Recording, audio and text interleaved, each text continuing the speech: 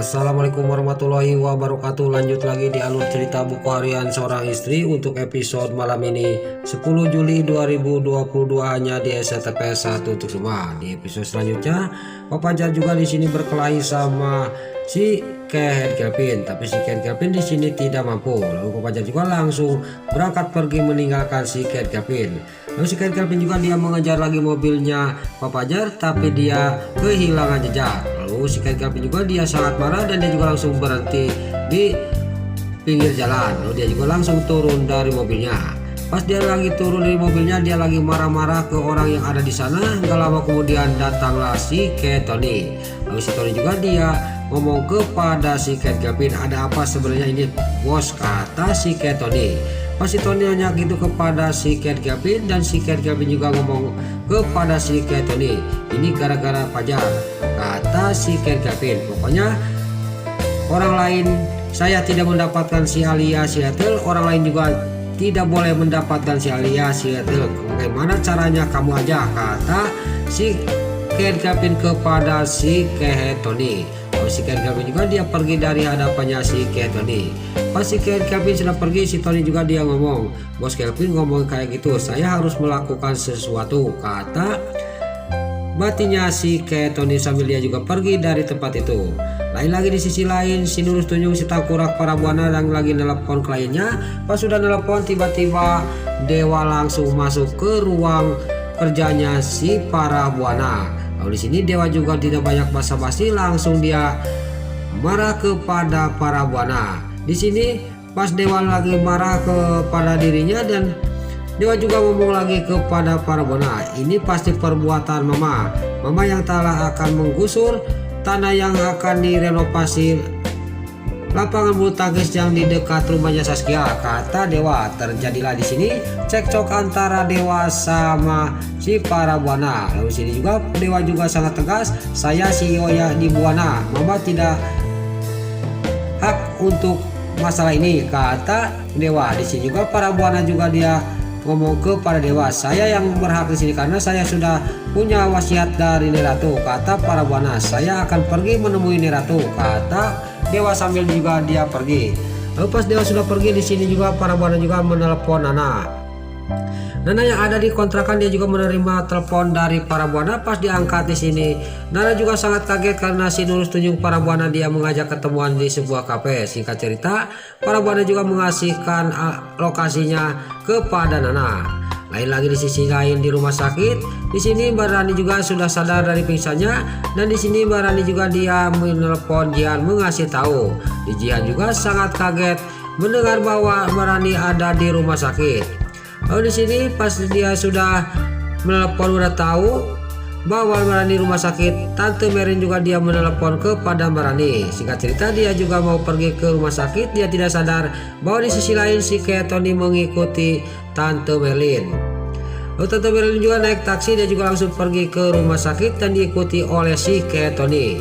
Lain lagi di sisi lain, Nana juga sampailah ke sebuah kafe menemui si para buana. Lalu Nana juga ngomong kepada para buana, ada apa Mam, kata Nana kepada para buana. Singkat cerita di sini para buana juga dia ngomong langsung kepada Nana, saya bisa membatalkan penggusuran itu asal kamu memenuhi syarat saya, kamu harus meninggalkan Dewa, kata si Tangkurak si Nurus Tunjung si para buana. Tapi di sini Nana dengan tegas, saya tidak akan meninggalkan suami saya akan mempertahankan rumah tangga saya Mam, apa itu jadinya, kata Nana kepada para buana. Di sini para buana juga langsung dia kaget dan langsung diam karena Nana sangat tegas, dia tidak mau pisah sama Dewa. Dia juga langsung pergi dari hadapannya Nana. Lain lagi di sisi lain, di sini Dewa juga menemui Neratu. Dia juga akan menanyakan tentang surat wasiat yang dikasihkan, yang ditatangani oleh Neratu, yang dikasihkan oleh kepada para buana. Tapi di sini Dewa nanya kayak gitu, tapi Neratu malah nanya dia pengen ketemu sama Cinta. Singkat cerita, Dewa juga dia tidak memperpanjang pertanyaan, dia juga langsung pergi dari rumah buana. Lalu di sisi lain di sini di rumahnya Saskia, di sini Pasha juga dia lagi menyuapin Saskia. Di sini juga Pasha menyuapin Saskia. Di sini Amira dia tidak tahan, dia cemburu, dia juga langsung pergi dari kamarnya Saskia karena tidak tahan Pasha yang lagi menyuapin Saskia. Lalu di sisi lain Dewa juga sampailah ke kontrakannya dan Nana juga langsung nyuruh duduk kepada Dewa. Lalu Nana juga langsung nanya kepada Dewa, bagaimana dengan jawabannya nih Ratu Mas, kata Nana. Di sini juga Dewa juga dia menjelaskan semuanya. Dia juga ngomong kepada Nana, malah dia mau ketemu sang cinta. Kamu harus jadi cinta lagi, kita harus pergi lagi ke rumah Buana untuk menemui Neratu. Tadinya Nana juga tidak mau, tapi akhirnya Nana juga mau jadi cinta lagi. Dewa juga sangat senang. Lalu di sisi lain di rumah sakit di sini pas Tante Saras lagi ngobrol sama Mbak Rani, tiba-tiba datanglah Tante Merlin. Pas datang Tante Merlin, Tante Saras juga dia ngomong kepada Tante Merlin, kenapa kamu kesini? Kata Tante Saras kepada Tante Merlin. Singkat cerita di sini Tante Merlin juga langsung ngomong kepada Tante Saras, kita jodohkan aja pas Fajar sama Rani, kata Tante Merlin.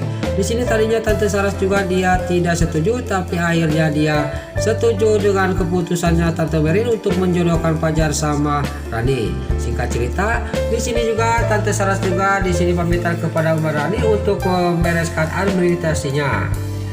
Lepas Tante Saras sudah pergi dari ruang rawatnya Mbak Rani, Tante Merlin juga mendekati Mbak Rani. Lalu dia juga ngomong kepada Mbak Rani. Lalu dia juga langsung menelepon Pak Fajar, tapi tidak aktif. Lalu Tante Saras juga dia ngomong kepada Mbak Rani, kemana Fajar ya Rani, kata Tante Merlin.